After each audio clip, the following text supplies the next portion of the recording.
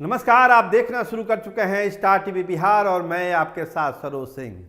बिहार में नई सरकार बनाने की तैयारी जोर शोर से चल रही है। बैठक पर बैठक चल रही है, मंथन हो रहा है।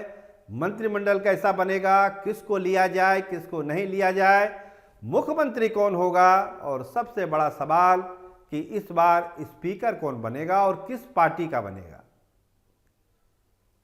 तो लगता है कहीं ना कहीं शपथ ग्रहण की तारीख इसीलिए मुकर्रर नहीं हो रही है कि ये सारी चीज़ें तय नहीं हो रही है।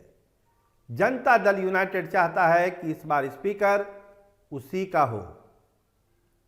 हर बार क्या हो रहा है, मुख्यमंत्री जनता दल यूनाइटेड और स्पीकर भाजपा का इधर हाल में, लेकिन इसको बदलने की कोशिश हो रही है।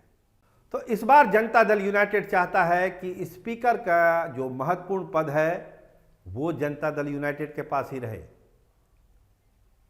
नंदकिशोर यादव थे पहले, विजय कुमार सिन्हा, तो इन सब से इतर एक अपना जो स्पीकर वाला मामला है उस पर बैठाना चाहते हैं जनता दल यूनाइटेड अपने लोगों को। बहुत सारे वरिष्ठ नेता हैं, नरेंद्र यादव हैं, विजेंद्र यादव हैं, बहुत सारे अनुभवी लोग हैं जनता दल यूनाइटेड में।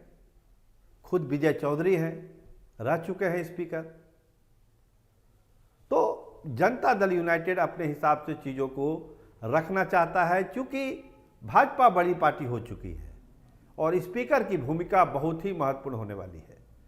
तो जनता दल यूनाइटेड अपने तरफ से एक प्रस्ताव, एक प्रपोजल दे चुका है कि स्पीकर जनता दल यूनाइटेड का रहना चाहिए। बाकी डिप्टी सीएम का तो मामला है ही, डिप्टी सीएम तो भाजपा को बनाना है, भाजपा अपना बनाएगी। चर्चा है कि चिराग का भी कोई बने। देखिए, उनके जो बहनोई हैं अरुण भारती, उनके नाम की भी चर्चा हो जा रही है कि उनको डिप्टी सीएम बनाया जाए एक।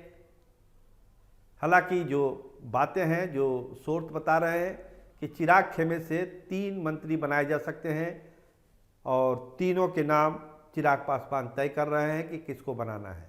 लेकिन इस बार इतना तय है कि जो बिहार में कैबिनेट बनेगा, जो मंत्रिमंडल बनेगा, उसमें जाति पाति भौगोलिक स्थितियों का बहुत ध्यान नहीं रखा जाएगा। काबिलियत, योग्यता, टैलेंट के आधार पर इस बार मंत्रिमंडल बनेगा, क्योंकि विकास की एक बड़ी चुनौती नीतीश कुमार के सामने होगी अगर वो मुख्यमंत्री बनते हैं तो, जिसकी संभावना ज़्यादा है, या जो भी मुख्यमंत्री बनेगा। तो डेवलपमेंट डिलीवर करना है और उसके लिए एक ऐसा कैबिनेट चाहिए जो प्रोफेशनल तरीके से चीज़ों को आगे बढ़ा सके। पढ़े लिखे लोग, नए लोग, नया चेहरा, युवा चेहरा ढेर सारे जीत कर आए हैं, हर पार्टी से जीत के, भाजपा से भी, जेडीयू से भी, राष्ट्रीय लोक मोर्चा से भी, हम से भी हैं। तो युवाओं को इस बार ज़्यादा तवज्जो दी जाएगी बजाते अनुभव के। कुछ अनुभवी लोग रहेंगे, लेकिन युवाओं में जो टेक्निकल चीज़ों को समझते हैं, प्रोफेशनल लोग हैं, कॉरपोरेट में जगत से वाकिफ़ हैं, कॉरपोरेट के तौर तरीके से वाकिफ़ हैं, ऐसे लोगों को मंत्रिमंडल में जगह दी जाएगी। इसीलिए हर बार की तरह इस बार बिहार का मंत्रिमंडल नहीं होगा। एक अलग तरह का, एक युवा, एनर्जेटिक और कहिए कि एक प्रोफेशनल अप्रोच रखने वाला मंत्रिमंडल बिहार में बनाने की तैयारी है। इन्हें कि फलना जात से ले लिया, फलना इलाके से ले लिया, राजपूत भी हो गया, भूमियार भी हो गया, अति पिछड़ा भी हो गया, दलित भी हो गया, इस कंसेप्ट से बाहर निकलने की कोशिश हो रही है।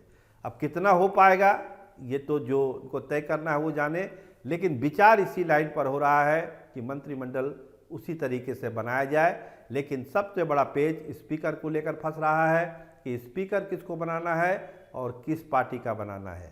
जब तक ये तय नहीं होगा, लगता नहीं कि शपथ ग्रहण की तारीख भी तय होगी। जब एक बार ये मामला क्लियर हो जाएगा, सारी चीज़ें फटाफट होनी शुरू हो जाएगी। आप देखते रहिए स्टार टीवी बिहार। आपका बहुत धन्यवाद, आपका बहुत बहुत शुक्रिया।